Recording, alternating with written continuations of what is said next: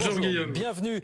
Je vais vous demander, parce que vous allez nous dire sans doute qu'il faudra d'autres aides pour ces commerçants en souffrance. D'abord, une petite question sur ces commerces dits non essentiels. Même si on ne l'a pas dit comme ça hier soir du gouvernement, mais certains disaient c'est le retour en absurdie. Comment est-ce que vous regardez ça ?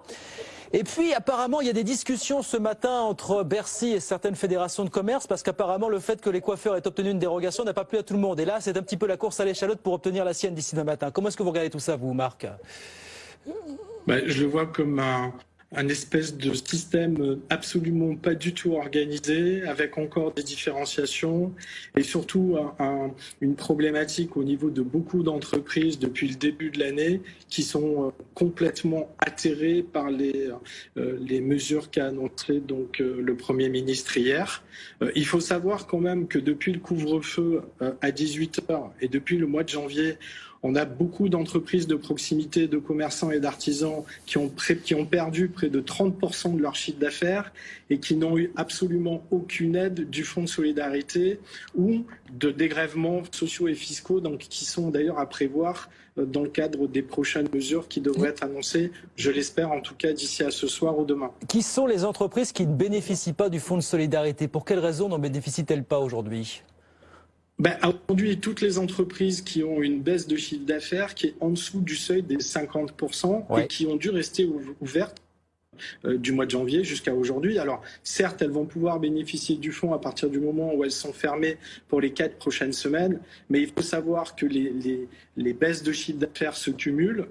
Et qu'aujourd'hui, pour certaines d'entre elles, ça fait plus de 12 mois qu'elles sont en sous-activité et qu'elles ne sont pas aidées matériellement par le fonds parce qu'elles sont en dessous de ce chiffre-là. Et c'est pas un modèle économique aujourd'hui qui est viable pour beaucoup d'entre elles. Et très sincèrement, nous avons à plusieurs reprises signalé à Bercy qu'il fallait intégrer dans le spectre du dédommagement ces entreprises-là parce qu'elles étaient victimes non voulues de cette situation et de cette économie, enfin de cette perte financière, et souvent d'ailleurs au détriment de leurs propres revenus.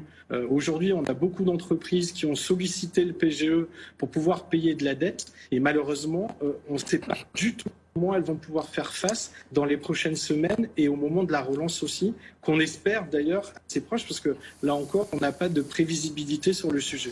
Donc vous dites qu'il faut encore renforcer ce fonds de solidarité qui a déjà été renforcé. Vous plaidez pour d'autres mesures, commencer à envisager l'annulation carrément de certaines charges sociales et fiscales, Marc. Bien évidemment. Alors, c'est prévu pour les secteurs S1 et S1 bis, c'est-à-dire les entreprises qui ont été fermées. Mais par contre, pour les autres, non. À partir du mois d'avril et du mois de juin de cette année, elles vont recevoir les échéances fiscales et sociales à payer sur l'exercice 2020. Et donc, on ne sait pas aujourd'hui comment elles vont y faire face. Le gouvernement a dit effectivement que les URSSAF aurait un regard bienveillant, mais on n'a rien de prévu sur cet aspect-là. Et nous, on se bat au quotidien justement pour pouvoir avoir des perspectives et faire en sorte d'ailleurs aussi de la problématique du PGE. On en fait état aujourd'hui dans le journal Les Échos, notamment avec le MEDEF, sur le fait de pouvoir décaler de 2 années supplémentaires le remboursement. Que très sincèrement, on ne sait pas comment elles vont pouvoir faire. Dernière question, Marc Sanchez. On a beaucoup entendu parler il y a quelques semaines de ces aides, notamment proportionnelles au coût fixe. Certaines fédérations de commerce disent on nous a annoncé ça il y a quelques semaines, mais les décrets, quelques semaines après, 3 semaines après, ne sont pas encore parus et pour l'instant, ces aides n'arrivent pas. Pourquoi est-ce que ces décrets ne paraissent pas ? Et pourquoi ça met autant de temps finalement ? Cette question, il faut la poser au gouvernement. Mais on entend dire c'est parce qu'on discute avec Bruxelles, les discussions s'éternisent avec Bruxelles sur le sujet. C'est ça la raison fondamentalement ? Oui. Écoutez, oui, c'est facile. Nécessité fait loi aujourd'hui pour beaucoup d'entreprises. Donc nous, ce qu'on attend, c'est de la réactivité et moins de formalisme. Je vous signale entre parenthèses qu'on a encore des entreprises qui n'ont pas bénéficié du fonds de solidarité du mois de décembre. On est au mois de mars. Donc il va falloir être beaucoup plus réactif. Alors on peut comprendre les problématiques organisationnelles du gouvernement, mais aujourd'hui il va falloir mettre les bouchées doubles si on veut effectivement que ces entreprises puissent passer le cap et soient au rendez-vous au moment de la relance. Voilà.